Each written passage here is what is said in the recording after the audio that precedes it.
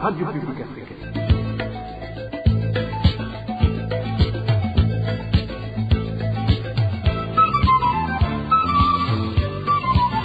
Radio Publique Africaine.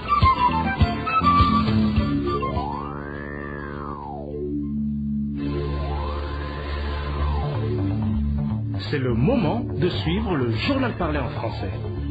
À la présentation, Josiane Mouzaneza.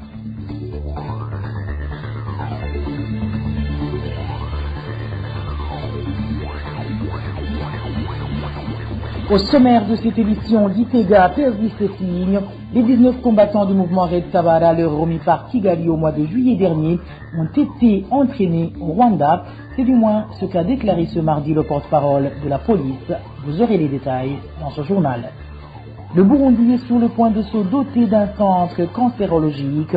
Le projet serait en cours de finalisation. Dans ce journal, nous vous parlerons également des grogne des motards de la province Cibitoke qui dénonçaient un probable détournement de fonds par le commissaire de police de la dite province. Un vol qui, selon eux, se cache derrière une contribution forcée destinée à peindre les mototaxis de la place. Bonsoir à toutes et à tous. Tout de suite, le développement de cette idée.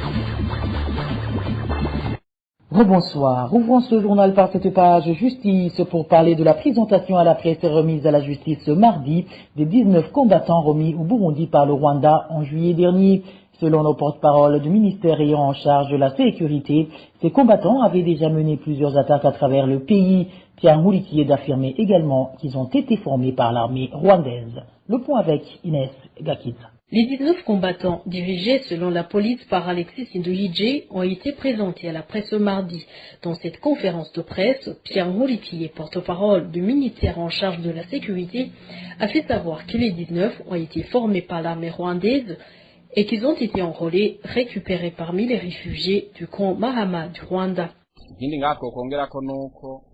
Ce que nous pouvons ajouter qui est très important est que presque toutes ces personnes étaient au camp de Mahama au Rwanda. Ils ont été entraînés, formés au terrorisme par le Rwanda, l'armée rwandaise. Ils ont été capturés alors qu'ils tentaient de se replier vers ce pays. D'après toujours le porte-parole du ministère de la Sécurité, ces combattants sont entrés au Burundi en provenance de la République démocratique du Congo. 23 au total, ils s'étaient divisés en deux groupes et les combattants présentés à la presse ce mardi constituaient le premier groupe.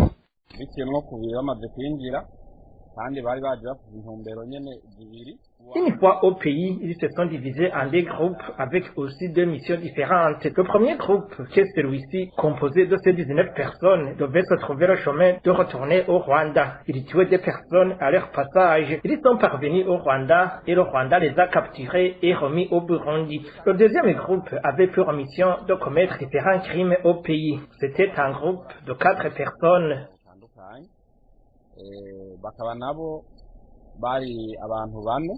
L'un des 19 combattants a été autorisé à expliquer à la presse comment ils sont entrés au pays et la mission qu'ils avaient, mais le constat est que la personne semblait ne pas maîtriser ce qu'elle disait. Les 19 combattants ont été remis au Burundi le 30 juillet de cette année par le Rwanda. Personne ne les avait revus depuis et selon Pierre Mouliquier, ils vont bientôt comparaître devant la justice.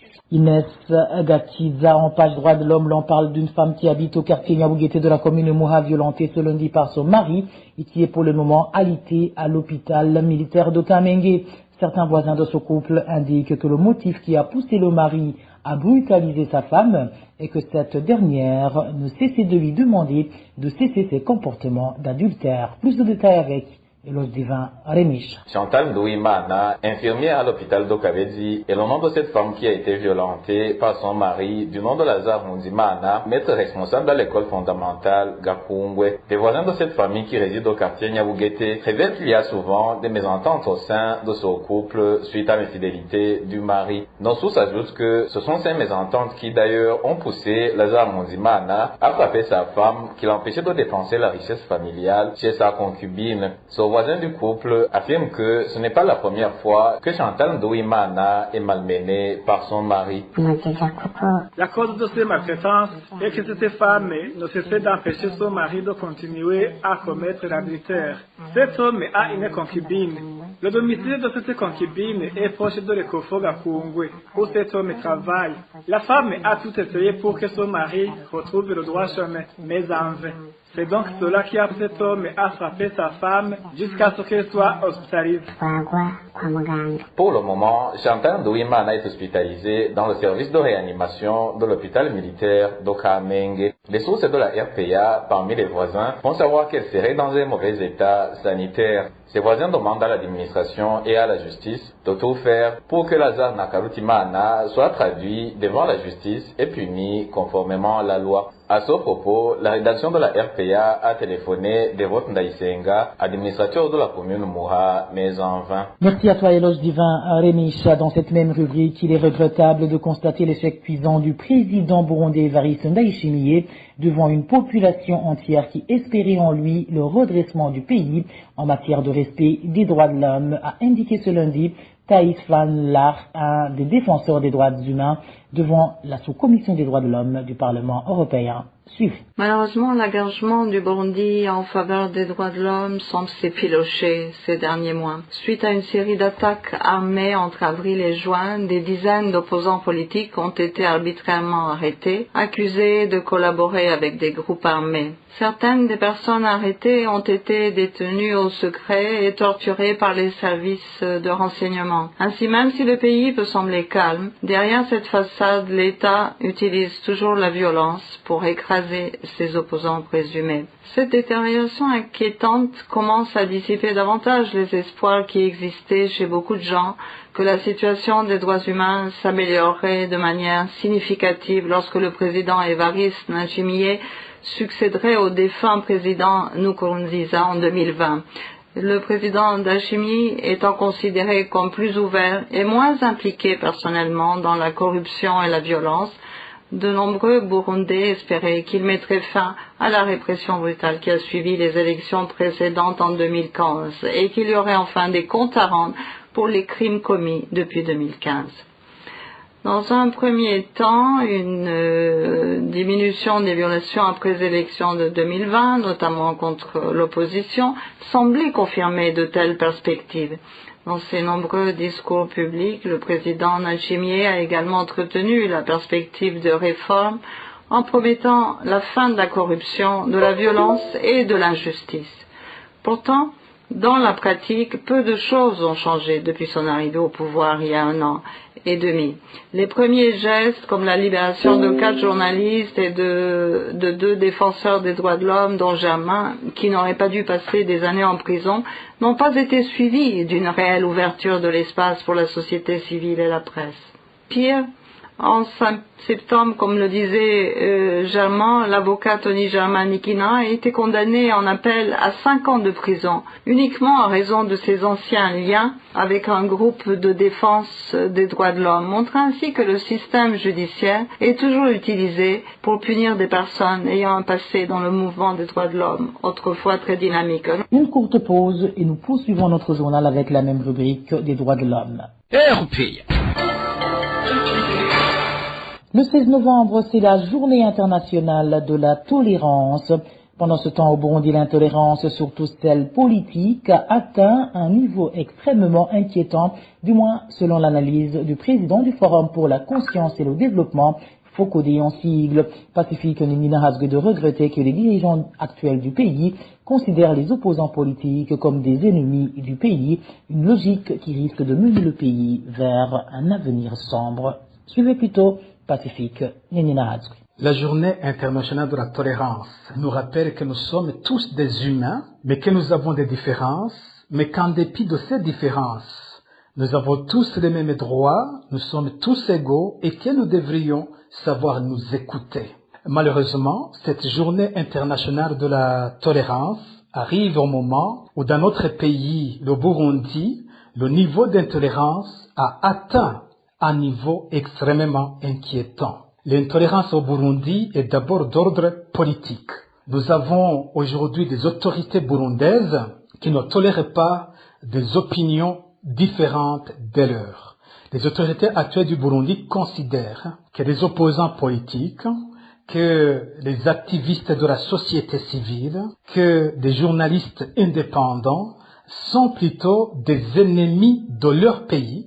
C'est notamment à travers les disparitions forcées, les assassinats, les tortures et des viols de femmes. C'est extrêmement inquiétant et cela va d'ailleurs mettre en danger même l'avenir du Burundi. Ça veut dire que la photo qu'on a de l'avenir sera encore plus sombre que ce que nous voyons aujourd'hui sur le terrain de la tolérance. Cette volonté d'exclure, cette volonté de diaboliser ne va pas dans le sens de la réconciliation et cela ne peut que nous conduire à des abîmes. Chaque fois que nous ne saurons pas nous écouter, chaque fois que nous serons un pays qui n'a pas de dialogue, chaque fois qu'on sera ainsi, nous serons en train de creuser un avenir sombre pour notre pays. Droits de l'homme toujours. L'administrateur de la commune Muramvya en province Muramvya accepte de rembourser les vaches de la famille Joseph Kanzoya de la colline Mhehe en zone Bugarama. Ces vaches ont été blessées à coups de machette par des Imbonirakouré sur ordre de cette autorité communale en la personne d'Espérance Ndoyezu. Onésime Dushimagizé nous en dit plus. Espérance Ndoyezu, administrateur de la commune Muramvya, a convoqué ce lundi Jean Gendakuri, chef de la colline Mhehe, ainsi que la famille Kanzoya Joseph, qui a été mise au cachot samedi dernier et ses vaches tuées par machette. Selon notre source en commune Muramvya, l'administrateur Espérance Ndoyezu a accepté devant le chef de la colline Mhehe qu'elle va indemniser la famille de Joseph Kanzoya pour 3 vaches tuées. Une indemnisation qui sera versée en collaboration avec les Imbonerakouré et le chef de poste de la police en zone Bugarama, Dino Dissan Hakamtimana. Elle les aurait dit qu'elle compte les dédommager en leur payant pécuniairement leurs vaches. Hier, elle a commencé à chercher ceux qui ont exécuté la mission pour qu'ils viennent payer ces vaches. Même si l'administrateur a accepté de payer cette famille, elle n'a pas donné le rendez-vous de ce paiement. Ce qui ne tranquillise pas la famille Kanzoya, qui selon notre source, craint que la promesse ne sera pas tenue. Cette famille demande donc aux autorités hiérarchiques de cet administrateur de l'aider pour décrocher cette indemnité, dans la mesure où cette autorité communale ne nie pas le rôle qu'elle a joué dans la persécution de la famille Kanzoya. 5 vaches ont été blessées samedi dernier au moment où elles est broutée dans une propriété de la famille Kanzoya, sur autorisation du ministre ayant l'agriculture et l'élevage dans ses attributions de Ogi de Rurema. 3 des 5 vaches sont mortes et leur viande est vendue. L'argent en provenance de cette vente a été mis sur le compte de la commune sur ordre de l'administrateur de la commune Muramvya, Espérance Ndoyezu.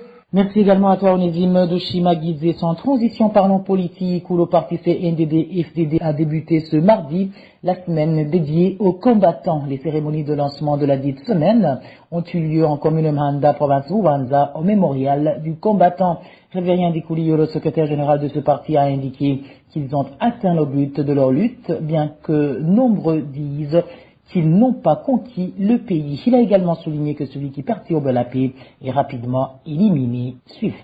Uyu munsi rero turi ngaha kuri iki cibutso ngira ngo nkuko mubibona bavuga bati ntica ubwoko yica ubutegetsi bubi abamubona bose nta mwasi yabarasa abari bazi yuko ari bamwe mu barashwe n'umwasi aba nta mwasi yabarashe nabi watutse twabiciye bishi ntibari babizi nta n'umwe yaba Monaco ingénieur en télécommunication uyu mu ingénieur akomeye Monaco. Aujourd'hui, nous sommes à ce mémorial.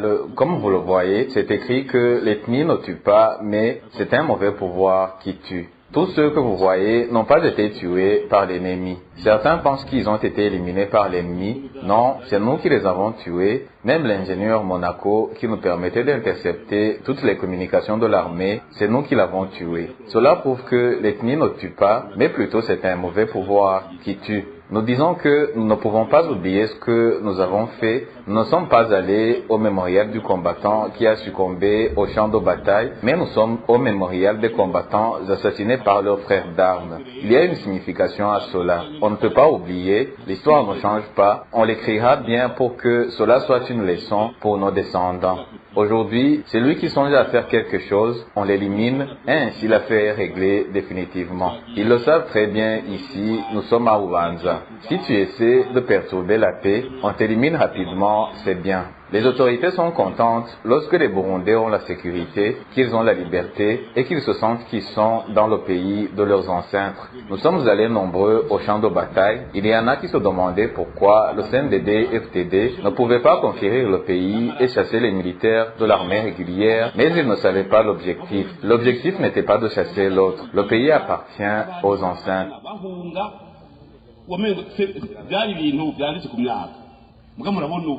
naho umuntu yogira ngo aragira akantu bacamugirira akantu cyabihera barabizi atri bubanza safi uko makunganya amahoro baca bagunyarutse ni byiza kuko abarundi indongozi ziraryoherwa igihe abarundi abo zirongoye bari mu mahoro n'umutekano. Umuntu arimo akimbura abyara agaheka akidegembya akumva yuko ari mu gihugu cyasi satekuru.